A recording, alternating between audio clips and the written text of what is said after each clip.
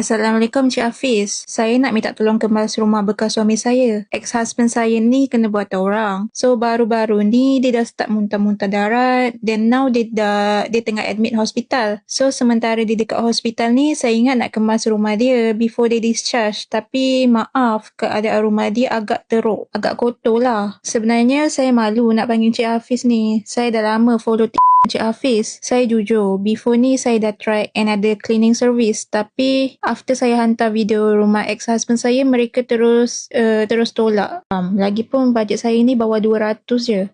Last kali time Cik Hafiz kemas rumah ex-husband saya tu, saya harap Cik Hafiz tak buat video cleaning lah. Okey Puan, saya jawab satu-satu.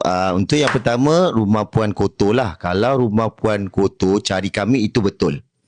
Selalunya kami memang cari rumah yang kotor lah. Rumah yang kami tak cari, rumah kotor sikit je. Kalau sikit je, selalunya kami akan terus filter ataupun kami cancel lah. Yang kedua, bajet Puan kurang kan? Kalau macam gitu, samalah. Sebab kami pun kurang juga. Kurang kudrat. Kami buat berdua sahaja. Jadi, Puan bayar apa yang Puan mampu.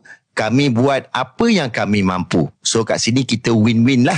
Okey, yang ketiga kat sini Puan cakap jangan buat video lah. Kalau macam gitu, itu tak boleh. Sebab kalau Puan tak bagi kami buat video, ibarat macam Puan sekat rezeki kami lah. Sebab apa? Sebab Puan kenal kami daripada media sosial. Maksudnya, Puan kenal kami daripada video kami.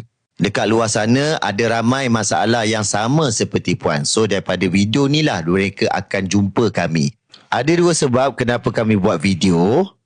Pertama, kami buat video sebab doa. So, bila Puan ada masalah, bila orang tengok video kami, ada yang ramai mendoa. Lagi ramai orang doa kita, lagi terbaiklah. Senjata kita adalah doa.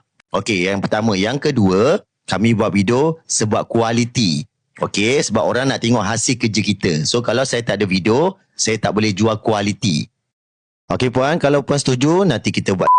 Okey, kalau ada rezeki, kita akan berjumpa. Okey Puan, untuk bahagian peta ais dan dapur, kami akan buat part 2 dan part 3 nanti, insya-Allah. Kita buat berfasa. Pertama, kita kena selesaikan barang-barang dulu.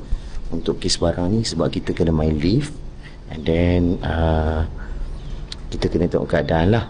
Kena buang dulu, sebab ni barang-barang orang cakap sampah pukal. Kalau sampah pukal, kita kena slow-slow lah. Kita tengok rukun tetangga kat sini. Kadang-kadang tak boleh. So kita buang sikit-sikit. Kalau barang dah selesai, baru buat cleaning. Buat cleaning dia tak pakai lift. Cleaning dah duduk dalam rumah je. So hari ni kita buang barang dulu.